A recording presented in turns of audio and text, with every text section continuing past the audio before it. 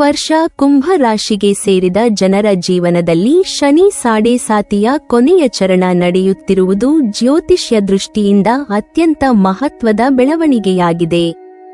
ಶನಿ ಸಾಡೆಸಾತಿಯ ಅಂತಿಮ ಹಂತವನ್ನು ಸಾಮಾನ್ಯವಾಗಿ ಪರೀಕ್ಷೆಗಳ ಕೊನೆಯ ಅಧ್ಯಾಯವೆಂದು ಹೇಳಲಾಗುತ್ತದೆ.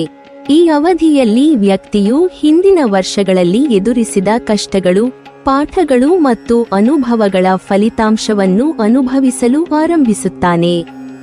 ಆದರೆ ಕೊನೆಯ ಚರಣ ಎಂದರೆ ಸಂಪೂರ್ಣವಾಗಿ ಸುಗಮವಾದ ಸಮಯ ಎಂದರ್ಥವಲ್ಲ. ಬದಲಾಗಿ ಶನಿ ಕೊನೆಯ ಬಾರಿ ತನ್ನ ಕಟ್ಟುನಿಟ್ಟಾದ ದೃಷ್ಟಿಯನ್ನು ಹರಿಸಿ ವ್ಯಕ್ತಿಯನ್ನು ಜೀವನದ ಮುಂದಿನ ಹಂತಕ್ಕೆ ತಯಾರಾಗುವಂತೆ ಮಾಡುತ್ತಾನೆ. ಇದರ ಜೊತೆಗೆ ಈ ಅವಧಿಯಲ್ಲಿ ಕುಂಭ ರಾಶಿಯ ಜಾತಕದಲ್ಲಿ ರಾಹು ತನ್ನ ಚಲನೆಯನ್ನು ಮಾಡುತ್ತಿರುವುದು ಪರಿಸ್ಥಿತಿಯನ್ನು ಇನ್ನಷ್ಟು ಸಂಕೀರ್ಣವಾಗಿಸುತ್ತದೆ. ರಾಹು ಅಚಾನಕ್ ಬದಲಾವಣೆ, ಗೊಂದಲ, ಅತಿಯಾದ ಆಸೆ ಮತ್ತು ಅಸ್ಥಿರತೆಯ ಸಂಕೇತ. ಶನಿ ಮತ್ತು ರಾಹು ಎರಡೂ ಒಟ್ಟಿಗೆ ಪ್ರಭಾವ ಬೀರುವಾಗ ಕುಂಭ ರಾಶಿಗೆ ಸೇರಿದವರು ವೃತ್ತಿ, ಹಣಕಾಸು ಮತ್ತು ಮಾನಸಿಕ ಸ್ಥಿತಿಯಲ್ಲಿ ದೊಡ್ಡ ಏರಿಳಿತಗಳನ್ನು ಅನುಭವಿಸುವ ಸಾಧ್ಯತೆ ಹೆಚ್ಚಾಗಿರುತ್ತದೆ. ಕೆಲವೊಮ್ಮೆ ಅಪ್ರತೀಕ್ಷಿತ ಅವಕಾಶಗಳು ಎದುರಾಗಬಹುದು, ಮತ್ತೆ ಕೆಲವೊಮ್ಮೆ ಎಲ್ಲವೂ ಕೈಯಿಂದ ಜಾರಿದಂತೆ ಅನುಭವವಾಗಬಹುದು. ವೃತ್ತಿ ಜೀವನದ ವಿಷಯದಲ್ಲಿ ಕುಂಭ ರಾಶಿಗೆ ಸೇರಿದವರಿಗೆ ಈ ಅವಧಿ ಅತ್ಯಂತ ಸವಾಲಿನಾಯಕವಾಗಿರುತ್ತದೆ. ಉದ್ಯೋಗದಲ್ಲಿರುವವರಿಗೆ ಕೆಲಸದ ಒತ್ತಡ ಹೆಚ್ಚಾಗಬಹುದು. ಸ್ಥಾನಮಾನದಲ್ಲಿ ಬದಲಾವಣೆ, ವರ್ಗಾವಣೆ ಅಥವಾ ಕೆಲಸದ ಅಸ್ಥಿರತೆ ಎದುರಾಗಬಹುದು. ಕೆಲವರಿಗೆ ಏಕಾಏಕಿ ಪ್ರಗತಿಯ ಅವಕಾಶ ದೊರಕಿದಂತೆ ಕಂಡರೂ ಅದನ್ನು ಉಳಿಸಿಕೊಳ್ಳಲು ಬಹಳಷ್ಟು ಶ್ರಮ ಮತ್ತು ಸಹನೆ ಅಗತ್ಯವಾಗುತ್ತದೆ.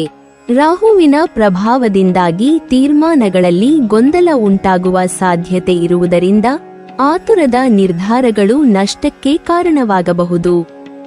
ವ್ಯವಹಾರದಲ್ಲಿ ತೊಡಗಿರುವ ಕುಂಭ ರಾಶಿಯವರಿಗೆ ಲಾಭ ನಷ್ಟದ ತೀವ್ರ ಏರಿಳಿತ ಕಂಡುಬರುವ ಸಾಧ್ಯತೆಯಿದೆ. ಹಣಕಾಸಿನ ವಿಚಾರದಲ್ಲಿ ಈ ಅವಧಿ ಇನ್ನಷ್ಟು ಎಚ್ಚರಿಕೆಯನ್ನು ಬೇಡಿಕೊಳ್ಳುತ್ತದೆ. ಕುಂಭ ರಾಶಿಗೆ ಸೇರಿದ ಜನರು ಈ ಸಮಯದಲ್ಲಿ ಅನಿರೀಕ್ಷಿತ ಖರ್ಚುಗಳು, ಸಾಲದ ಒತ್ತಡ ಅಥವಾ ಹಣ ಕೈಯಲ್ಲಿ ನಿಲ್ಲದಿರುವ ಅನುಭವವನ್ನು ಎದುರಿಸಬಹುದು. ಶನಿ ಆದಾಯದ ಮಾರ್ಗಗಳ ಮೇಲೆ ತನ್ನ ಪ್ರಭಾವವನ್ನು ಬೀರುವುದರಿಂದ ಸ್ಥಿರ ಆದಾಯದಲ್ಲಿ ವಿಳಂಬ ಅಥವಾ ಕಡಿತ ಉಂಟಾಗುವ ಸಾಧ್ಯತೆಯಿದೆ.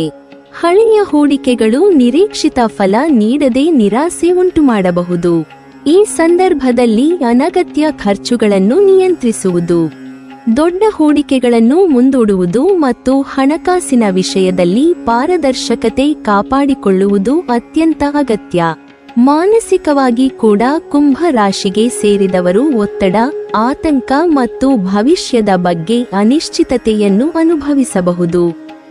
ಶನಿ ಸಾಡೆಸಾತಿಯ ಕೊನೆಯ ಚರಣವು ದೇಹಕ್ಕಿಂತ ಹೆಚ್ಚು ಮನಸ್ಸನ್ನು ಪರೀಕ್ಷಿಸುವ ಅವಧಿಯಾಗಿರುತ್ತದೆ. ಒಂಟಿತನದ ಭಾವನೆ, ಯಾರೂ ಅರ್ಥ ಮಾಡಿಕೊಳ್ಳುತ್ತಿಲ್ಲ ಎಂಬ ಮನೋಭಾವನೆ ಕಾಡಬಹುದು. ಆದರೆ ಇದೇ ಸಮಯದಲ್ಲಿ ಆತ್ಮಪರಿಶೀಲನೆ ಮಾಡಿ. ಜೀವನದ ತಪ್ಪುಗಳಿಂದ ಪಾಠ ಕಲಿಯಲು ಶನಿ ಅವಕಾಶ ನೀಡುತ್ತಾನೆ. ಇಂತಹ ಸಂದರ್ಭದಲ್ಲಿ ಮಕರ ಸಂಕ್ರಾಂತಿಯ ದಿನ ವಿಶೇಷ ಪರಿಹಾರ ಕ್ರಮವನ್ನು ಅನುಸರಿಸುವುದು ಕುಂಭ ರಾಶಿಗೆ ಸೇರಿದವರಿಗೆ ಲಾಭದಾಯಕವೆಂದು ಜ್ಯೋತಿಷ್ಯ ಶಾಸ್ತ್ರ ತಿಳಿಸುತ್ತದೆ. ಮಕರ ಸಂಕ್ರಾಂತಿ ಶನಿಗೆ ಅತ್ಯಂತ ಮಹತ್ವದ ದಿನವಾಗಿದ್ದು, ಈ ದಿನ ಶನಿ ದೇವರನ್ನು ಭಕ್ತಿಯಿಂದ ಆರಾಧಿಸುವುದರಿಂದ ಸಾಡೆಸಾತಿಯ ಕಠಿಣತೆಯನ್ನು ಸ್ವಲ್ಪ ಮಟ್ಟಿಗೆ ಕಡಿಮೆ ಮಾಡಬಹುದು. ಶನಿ ದೇವಸ್ಥಾನಕ್ಕೆ ತೆರಳಿ ಶನಿದೇವರಿಗೆ ಎಳ್ಳೆಣ್ಣೆ ದೀಪ ಹಚ್ಚುವುದು, ಕಪ್ಪು ಎಳ್ಳು ಅಥವಾ ಕಪ್ಪು ಬಟ್ಟೆ ದಾನ ಮಾಡುವುದು ಹಾಗೂ ಶನಿ ಮಂತ್ರ ಜಪಿಸುವುದು ಮನಸ್ಸಿಗೆ ಶಾಂತಿ ಮತ್ತು ಸ್ಥಿರತೆ ನೀಡುತ್ತದೆ. ಜೊತೆಗೆ ಬಡವರು, ಕಾರ್ಮಿಕರು ಮತ್ತು ಅಗತ್ಯವಿರುವವರಿಗೆ ಸಹಾಯ ಮಾಡುವುದರಿಂದ ಶನಿಯ ಅನುಗ್ರಹವನ್ನು ಪಡೆಯಬಹುದು ಎಂಬ ನಂಬಿಕೆಯಿದೆ. ಜ್ಯೋತಿಷ್ಯ ಶಾಸ್ತ್ರದ ಪ್ರಕಾರ ಮಕರ ಸಂಕ್ರಾಂತಿ ಶನಿ ದೇವರಿಗೆ ಅತ್ಯಂತ ಪ್ರಿಯವಾದ ಮತ್ತು ಶಕ್ತಿಶಾಲಿಯಾದ ದಿನವೆಂದು ಪರಿಗಣಿಸಲಾಗುತ್ತದೆ. ಈ ದಿನ ಸೂರ್ಯನು ಮಕರ ರಾಶಿಗೆ ಪ್ರವೇಶಿಸುವುದರಿಂದ ಶನಿಯ ಪ್ರಭಾವ ಹೆಚ್ಚು ಸಕ್ರಿಯವಾಗುತ್ತದೆ. ವಿಶೇಷವಾಗಿ ಕುಂಭ ರಾಶಿಗೆ ಸೇರಿದ ಜನರು ಶನಿ ಸಾಡೆ ಸಾತಿಯ ಕೊನೆಯ ಚರಣವನ್ನು ಅನುಭವಿಸುತ್ತಿರುವ ಸಂದರ್ಭದಲ್ಲಿ ಮಕರ ಸಂಕ್ರಾಂತಿಯಂದು ಮಾಡುವ ಕೆಲವು ವಿಶಿಷ್ಟ ಪರಿಹಾರ ಕ್ರಮಗಳು ಜೀವನದಲ್ಲಿನ ಕಷ್ಟಗಳು, ಅಡೆತಡೆಗಳು ಮತ್ತು ಮಾನಸಿಕ ಒತ್ತಡಗಳನ್ನು ಕಡಿಮೆ ಮಾಡುತ್ತವೆ ಎಂಬ ನಂಬಿಕೆಯಿದೆ. ಅವುಗಳಲ್ಲಿ ನೆರಳನ್ನು ದಾನ ಮಾಡುವ ವಿಧಾನವು ಅತ್ಯಂತ ಪರಿಣಾಮಕಾರಿಯಾದ ಪರಿಹಾರ ಕ್ರಮವೆಂದು ಜ್ಯೋತಿಷ್ಯದಲ್ಲಿ ವಿವರಿಸಲಾಗಿದೆ. ನೆರಳು ಎನ್ನುವುದು ವ್ಯಕ್ತಿಯ ಅಹಂಕಾರ, ಭಯ, ದುಃಖ, ನಕಾರಾತ್ಮಕತೆ ಮತ್ತು ಕರ್ಮಬಂಧನಗಳ ಪ್ರತೀಕವೆಂದು ಹೇಳಲಾಗುತ್ತದೆ. ಶನಿ ದೇವರು ನೆರಳು, ಕತ್ತಲೆ ಮತ್ತು ಕರ್ಮದ ಅಧಿಪತಿಯಾಗಿರುವುದರಿಂದ ನೆರಳನ್ನು ದಾನ ಮಾಡುವ ಮೂಲಕ ವ್ಯಕ್ತಿ ತನ್ನ ದುಷ್ಕರ್ಮದ ಪ್ರಭಾವವನ್ನು ಶಮನಗೊಳಿಸುತ್ತಾನೆ ಎಂಬ ಆಧ್ಯಾತ್ಮಿಕ ಅರ್ಥ ಇದರಲ್ಲಿ ಅಡಗಿದೆ. ಮಕರ ಸಂಕ್ರಾಂತಿಯಂತಹ ಪವಿತ್ರ ದಿನದಂದು ಈ ಕ್ರಮವನ್ನು ಶ್ರದ್ಧೆಯಿಂದ ಪಾಲಿಸಿದರೆ ಶನಿಯ ಕಠಿಣ ದೃಷ್ಟಿ ಮೃದುವಾಗುತ್ತದೆ ಎಂದು ನಂಬಲಾಗುತ್ತದೆ. ಈ ಪರಿಹಾರ ಕ್ರಮವನ್ನು ಮಾಡುವ ವಿಧಾನವು ಬಹಳ ಅರ್ಥಪೂರ್ಣವಾಗಿದೆ. ಮಕರ ಸಂಕ್ರಾಂತಿಯ ದಿನ ಬೆಳಿಗ್ಗೆ ಸ್ನಾನ ಮಾಡಿ ಶುದ್ಧ ಮನಸ್ಸಿನಿಂದ ಒಂದು ಪಾತ್ರೆಯಲ್ಲಿ ಸಾಸಿವೆ ಎಣ್ಣೆಯನ್ನು ತೆಗೆದುಕೊಳ್ಳಬೇಕು. ನಂತರ ಸೂರ್ಯನ ಬೆಳಕಿನಲ್ಲಿ ಅಥವಾ ದೀಪದ ಬೆಳಕಿನಲ್ಲಿ ಆ ಎಣ್ಣೆಯೊಳಗೆ ನಿಮ್ಮ ನೆರಳನ್ನು ಸ್ಪಷ್ಟವಾಗಿ ನೋಡುವಂತೆ ನಿಲ್ಲಬೇಕು. ಈ ಸಂದರ್ಭದಲ್ಲಿ ನಿಮ್ಮ ಜೀವನದಲ್ಲಿರುವ ಕಷ್ಟಗಳು, ಹಣಕಾಸಿನ ಸಮಸ್ಯೆಗಳು, ವೃತ್ತಿ ಜೀವನದ ಅಸ್ಥಿರತೆ, ಭಯ ಮತ್ತು ಮಾನಸಿಕ ಒತ್ತಡಗಳೆಲ್ಲವೂ ಶನಿಯ ಕೃಪೆಯಿಂದ ದೂರವಾಗಲಿ ಎಂದು ಮನಸ್ಸಿನಲ್ಲಿ ಪ್ರಾರ್ಥಿಸಬೇಕು. ನೆರಳನ್ನು ಎಣ್ಣೆಯಲ್ಲಿ ನೋಡುವ ಕ್ರಿಯೆ ನಿಮ್ಮ ದುಷ್ಪ್ರಭಾವಗಳನ್ನು ವಾಯುಪಕವಾಗಿ ಆ ಎಣ್ಣೆಗೆ ವರ್ಗಾಯಿಸುವುದಾಗಿ ನಂಬಲಾಗುತ್ತದೆ. ಈ ಪ್ರಕ್ರಿಯೆಯ ನಂತರ ಆ ಸಾಸಿವೆ ಎಣ್ಣೆಯನ್ನು ಯಾವುದಾದರೂ ಬಡವರು, ಶ್ರಮಿಕರು, ವೃದ್ಧರು ಅಥವಾ ಅಗತ್ಯವಿರುವ ವ್ಯಕ್ತಿಗೆ ದಾನ ಮಾಡಬೇಕು. ಶನಿ ದೇವರು ಬಡವರು, ದುಡಿಯುವ ವರ್ಗ ಮತ್ತು ನಿರ್ಲಕ್ಷಿತ ಜನರ ಮೂಲಕ ಸಂತುಷ್ಟನಾಗುತ್ತಾನೆ ಎಂಬ ನಂಬಿಕೆ ಇರುವುದರಿಂದ ಈ ದಾನಕ್ಕೆ ವಿಶೇಷ ಮಹತ್ವವಿದೆ. ದಾನ ಮಾಡುವಾಗ ಅಹಂಕಾರವಿಲ್ಲದೆ ನಿಸ್ವಾರ್ಥ ಮನಸ್ಸಿನಿಂದ ನಿಮಗೆ ಒಳಿತಾಗಲಿ ಎಂಬ ಶುಭಾಶಯದೊಂದಿಗೆ ನೀಡುವುದು ಅತ್ಯಂತ ಮುಖ್ಯ. ಈ ದಾನವು ಕೇವಲ ಒಂದು ಧಾರ್ಮಿಕ ಆಚರಣೆಯಾಗಿರದೆ ಮಾನವೀಯತೆ ಮತ್ತು ಕರುಣೆಯ ಅಭಿವ್ಯಕ್ತಿಯೂ ಆಗಿರಬೇಕು. ಈ ದಾನ ಕಾರ್ಯದ ನಂತರ ಕುಂಭ ರಾಶಿಗೆ ಸೇರಿದ ಜನರು ಶನಿ ಚಾಲೀಸಾವನ್ನು ಪಠಿಸುವುದು ಅತ್ಯಂತ ಶುಭಕರವೆಂದು ಜ್ಯೋತಿಷ್ಯ ಶಾಸ್ತ್ರ ಹೇಳುತ್ತದೆ. ಶನಿ ಚಾಲೀಸಾ ಶನಿ ದೇವರ ಗುಣಗಳು, ಶಕ್ತಿ ಮತ್ತು ಕರ್ಮತತ್ವವನ್ನು ವಿವರಿಸುವ ಪವಿತ್ರ ಸ್ತೋತ್ರವಾಗಿದೆ.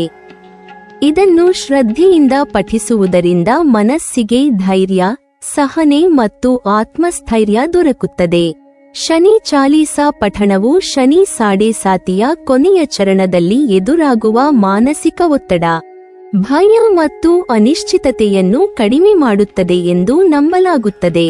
ಈ ರೀತಿಯ ಪರಿಹಾರ ಕ್ರಮಗಳನ್ನು ಅನುಸರಿಸುವುದರಿಂದ ಕುಂಭ ರಾಶಿಗೆ ಸೇರಿದ ಜನರ ಜೀವನದಲ್ಲಿ ನಿಧಾನವಾಗಿ ಸ್ಥಿರತೆ ಕಾಣಿಸಿಕೊಳ್ಳುತ್ತದೆ. ವೃತ್ತಿ ಜೀವನದಲ್ಲಿನ ಏರಿಳಿತಗಳು ನಿಯಂತ್ರಣಕ್ಕೆ ಬರಲು ಆರಂಭಿಸುತ್ತವೆ. ಹಣಕಾಸಿನ ಸಂಕಷ್ಟಗಳು ಹಂತ ಹಂತವಾಗಿ ತಗ್ಗುತ್ತವೆ ಮತ್ತು ಮನಸ್ಸಿನಲ್ಲಿ ಶಾಂತಿ ನೆಲೆಸುತ್ತದೆ. ಜೊತೆಗೆ ಶನಿ ನೀಡುವ ಶಿಸ್ತು, ಸತ್ಯನಿಷ್ಠೆ ಮತ್ತು ಪರಿಶ್ರಮದ ಪಾಠಗಳನ್ನು ಜೀವನದಲ್ಲಿ ಅಳವಡಿಸಿಕೊಂಡರೆ ಈ ಪರಿಹಾರಗಳ ಫಲ ಇನ್ನಷ್ಟು ಗಾಢವಾಗುತ್ತದೆ. ಒಟ್ಟಿನಲ್ಲಿ ಮಕರ ಸಂಕ್ರಾಂತಿಯ ದಿನ ನೆರಳನ್ನು ದಾನ ಮಾಡುವಂತಹ ಅಪರೂಪದ ಮತ್ತು ಅರ್ಥಪೂರ್ಣ ಪರಿಹಾರ ಕ್ರಮವು ಕುಂಭ ರಾಶಿಗೆ ಸೇರಿದ ಜನರಿಗೆ ಶನಿ ಸಾಡೆ ಸಾತಿಯ ಕಠಿಣತೆಯಿಂದ ಹೊರಬರಲು ಒಂದು ಆಧ್ಯಾತ್ಮಿಕ ಮಾರ್ಗವನ್ನು ಒದಗಿಸುತ್ತದೆ. ಇದನ್ನು ಭಯದಿಂದ ಮಾಡುವ ಆಚರಣೆಯಾಗಿ ನೋಡದೆ ಆತ್ಮಶುದ್ಧಿ, ದಾನ ಮತ್ತು ಮಾನವೀಯತೆಯ ಸಂಕೇತವಾಗಿ ಸ್ವೀಕರಿಸಿದರೆ ಶನಿ ದೇವರ ಅನುಗ್ರಹದಿಂದ ಜೀವನದಲ್ಲಿ ಹೊಸ ಬೆಳಕು, ಸ್ಥಿರತೆ ಮತ್ತು ಒಳಿತಿನ ದಾರಿ ತೆರೆದುಕೊಳ್ಳುತ್ತದೆ.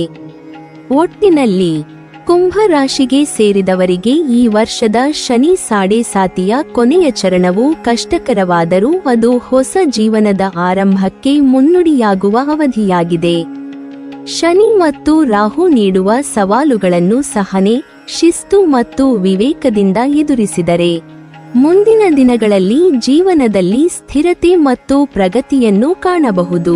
ಈ ಸಮಯವನ್ನು ಭಯದಿಂದಲ್ಲ, ಜಾಣ್ಮೆಯಿಂದ ಸ್ವೀಕರಿಸಿದರೆ ಕುಂಭ ರಾಶಿಗೆ ಸೇರಿದವರು ಖಂಡಿತವಾಗಿಯೂ ಒಳಿತಿನ ದಾರಿಯನ್ನು ಕಂಡುಕೊಳ್ಳುವರು.